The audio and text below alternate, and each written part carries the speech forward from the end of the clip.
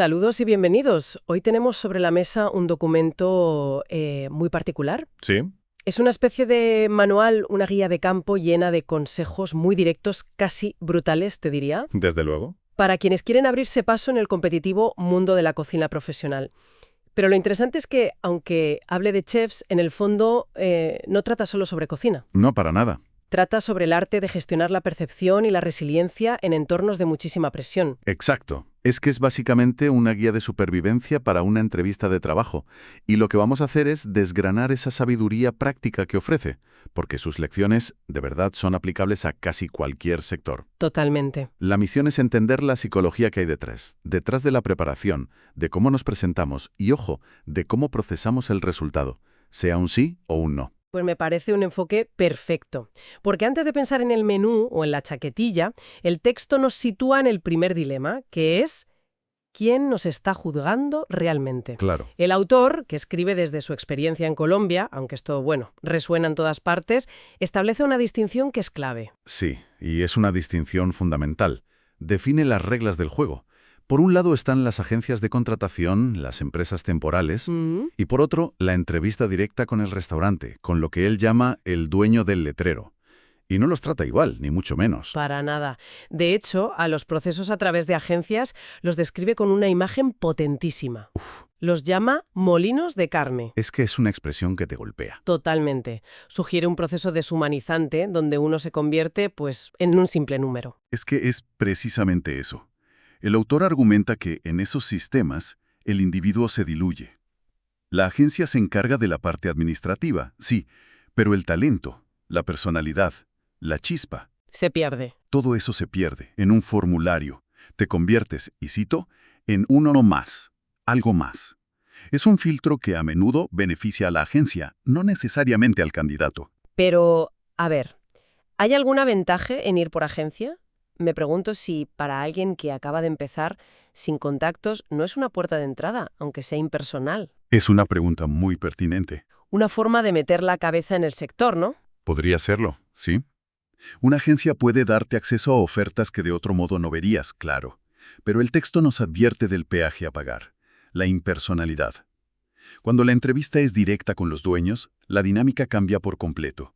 Ahí, como dice el autor, la cosa se pone buena. Claro. Porque ya no es una transacción, es un posible encuentro, un interés mutuo.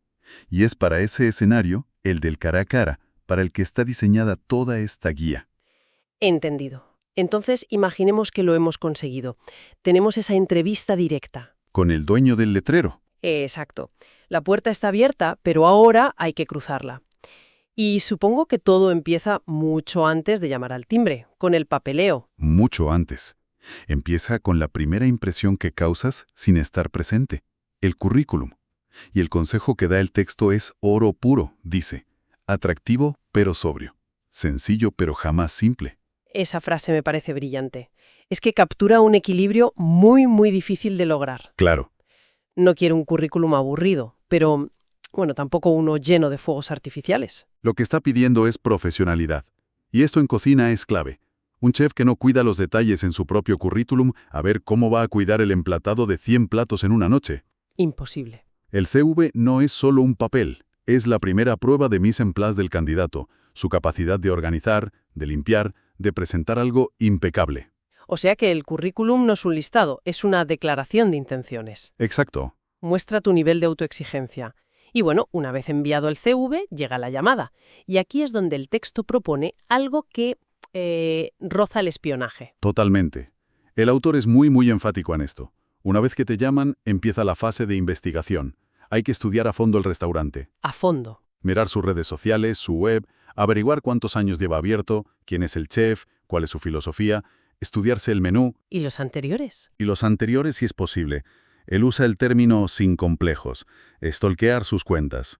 Suena intenso, pero es que tiene todo el sentido del mundo. Claro. Es la diferencia entre llegar a una cita a ciegas y llegar sabiendo perfectamente con quién vas a hablar. Es que esa es la clave, porque esa investigación te prepara para las preguntas que, según el texto, van a caer sí o sí. ¿Del tipo? ¿Has oído hablar de nosotros? ¿Sabes algo de la esencia de nuestra gastronomía? ¿O qué es lo que más te ha llamado la atención? Tener respuestas para esto lo cambia todo. No estás allí por casualidad. Estás allí porque has elegido estarlo. Exacto. Es un gesto de respeto brutal hacia ellos y te da una ventaja competitiva enorme. Uf, es que eso ya no es una entrevista, es una conversación entre colegas. Claro. Demuestra un nivel de interés que te distingue, vamos, del 99% de los candidatos, sin duda. De acuerdo, ya hemos hecho los deberes, llegamos al día D, al momento de la verdad, y aquí el autor tira de clásicos. La primera impresión es la que cuenta. Y te tratan como te ven. Justo. Sí, pero les da una vuelta de tuerca muy anclada en la realidad del oficio. No habla de marcas ni de lujo. La expresión que usa es magnífica. Dice, pobre pero pulcro. Pobre pero pulcro. Me gusta. No importa si tu ropa es cara, importa que esté limpia y ordenada. Zapatos limpios, barba cuidada, pelo limpio. Y pone un foco casi obsesivo en las manos. Las manos. Uñas limpias y arregladas. Entiendo lo de pobre pero pulcro, pero, a ver, ¿no corremos el riesgo de juzgar demasiado por las apariencias? ¿Qué pasa con el genio creativo y algo desaliñado? La cultura de la cocina no deja espacio para ese arquetipo. Es una objeción lógica en muchos campos, pero en la cocina profesional la pulcritud no es una cuestión de estética. ¿Es otra cosa? Es una cuestión de ética profesional. El texto lo conecta de forma directa y muy potente. Dice, vas a trabajar con comida, y la comida merece amor y respeto. Claro. Tu aspecto es un reflejo de ese respeto. La higiene es la base de todo. Una cocina es un entorno casi quirúrgico. Unas manos descuidadas no son una mala imagen, son un riesgo sanitario. La apariencia aquí no es superficial. No. Es un indicador de tu disciplina y de tu respeto por el oficio. Visto así, tiene todo el sentido. Es como un uniforme no oficial que comunica profesionalidad. Y hablando de comunicar, hay un punto sobre la comunicación verbal que me ha dejado pensando. A ver, El texto advierte con un dicho del gremio que es demoledor. Dice, cocinero o chef que habla mucho no termina haciendo nada.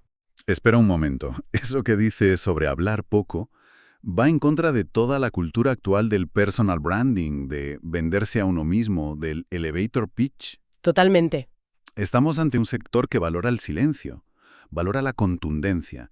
La cocina es una meritocracia de hechos, no de palabras. Ya. Es un entorno de alta presión, donde la confianza se basa en la fiabilidad, no en la elocuencia. Por eso el texto pide contar la experiencia como una historia comprobable, no como la de un superhéroe. La grandilocuencia genera sospecha. Se busca a gente humilde, que sepa trabajar en equipo y que demuestre su valía en el pase, no en la entrevista. Un cocinero que presume demasiado es visto como alguien que probablemente no escucha, que no sigue órdenes. Un elemento disruptor. Es una cultura con sus propios códigos, claramente. Y dentro de esa comunicación, el texto subraya una actitud a evitar por encima de todas. Es tajante, dice. Jamás, jamás muestres desespero, necesidad, carencia. Es totalmente contraproducente. Este es psicología pura. Proyectar desesperación, aunque sea real, activa todas las alarmas en el entrevistador. ¿Por qué? Porque se asocia con inestabilidad. Un candidato desesperado puede aceptar cualquier condición y marcharse a la primera de cambio. Puede no ser sincero. O puede traer problemas personales al trabajo. Exacto.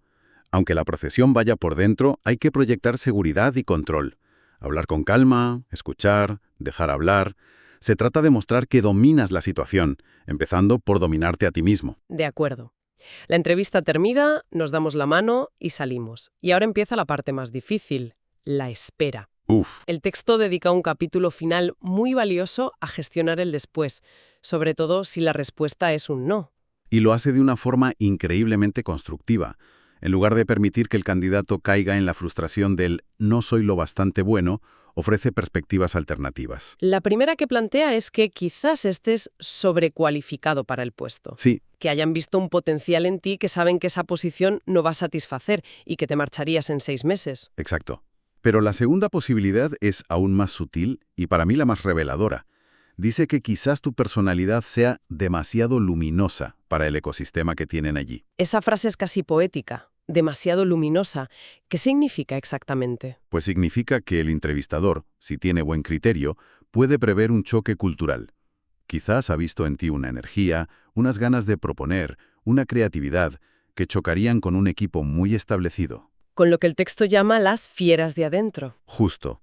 En ese caso, el no es un rechazo a tu talento.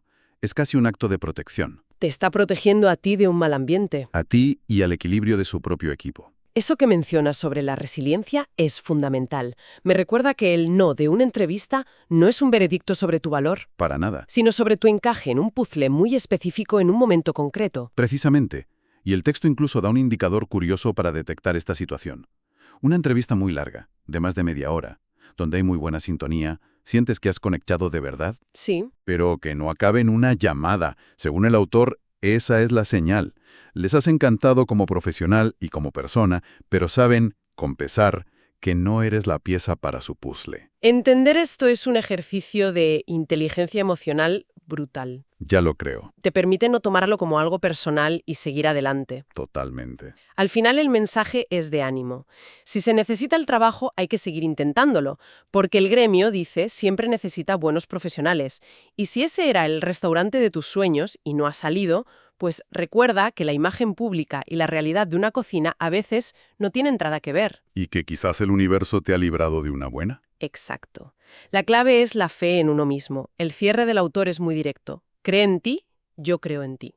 Un cierre que resume toda la filosofía del texto. Es una guía técnica, pero con un alma de coaching motivacional. Entonces, si damos un paso atrás, ¿qué significa todo esto? Hemos analizado un manual muy enfocado en la cocina, pero las lecciones son, como decíamos, universales. Lo que es fascinante aquí es cómo todo el proceso, de principio a fin, se puede articular en torno a un único concepto: el respeto. El respeto.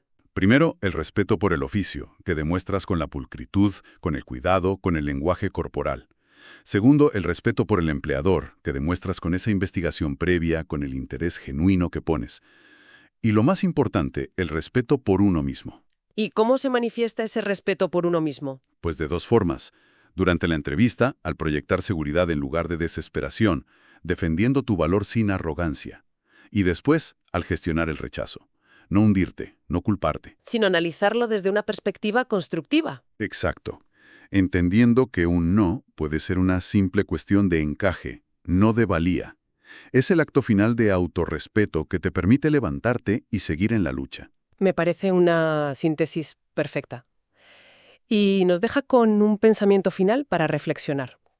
El texto se centra, lógicamente, en cómo el candidato debe adaptarse a la cultura existente de una cocina. Claro, para tener éxito. Y esto plantea una pregunta interesante.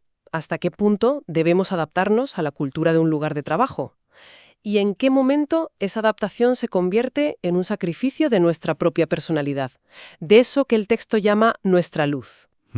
Podría ser que a veces no encajar, ser demasiado luminoso, sea precisamente una señal de que vamos por el buen camino, aunque no sea ese camino en concreto.